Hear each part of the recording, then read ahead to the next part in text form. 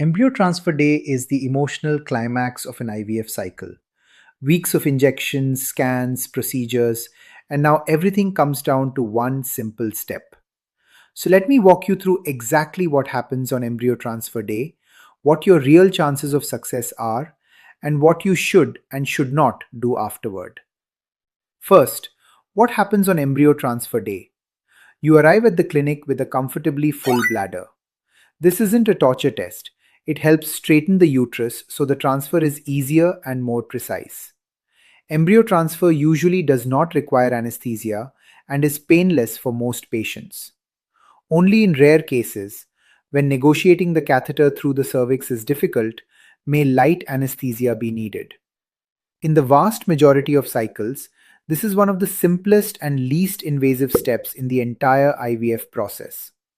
You lie down just like you would for a routine gynecological exam. A speculum is gently inserted. Under ultrasound guidance, a very thin, soft catheter is passed through the cervix into the uterus. The embryologist loads the embryo into the catheter under a microscope and then hands it to the gynecologist. The gynecologist gently inserts the catheter into the uterus where the embryo is placed in the ideal position for implantation. The catheter is withdrawn. That's it. The entire procedure takes 5 to 10 minutes. No cutting, no stitching, no heroics. Now, let's talk about success rates because this is where expectations often go wrong. Embryo transfer does not make implantation happen. All we do is place the embryo in the right location. Implantation is a biological black box. With a good quality day 5 blastocyst, average implantation rates are around 40 to 60% per transfer, depending on age and embryo quality. Even with genetically normal embryos, success is not guaranteed. And this is critical to understand. If an embryo is healthy, it will implant, even if you walk out of the clinic and live normally.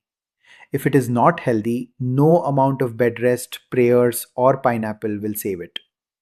Now let's tackle the biggest myth in IVF. Bed rest after embryo transfer is not required. In fact, there is zero scientific evidence that bed rest improves IVF success rates. None. Your uterus does not have a trap door where embryos fall out if you stand up.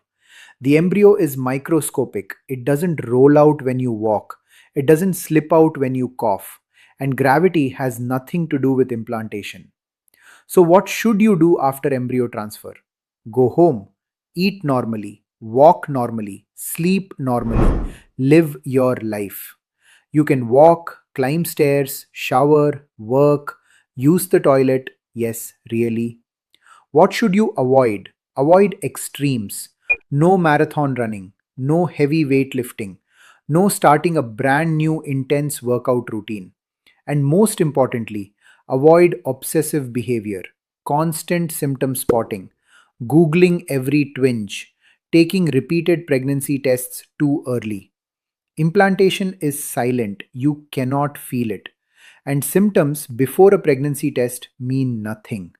One more hard truth patients need to hear. You cannot cause IVF failure by normal daily activity. If a cycle fails, it is almost always because the embryo was not genetically competent, not because you stood, walked, laughed, or didn't lie still for hours. Embryo transfer day should be calm, boring, and drama free. That's a good thing. Trust the biology, trust the process, and be kind to yourself during the waiting period. Because IVF is not a test of obedience, it's a test of patience.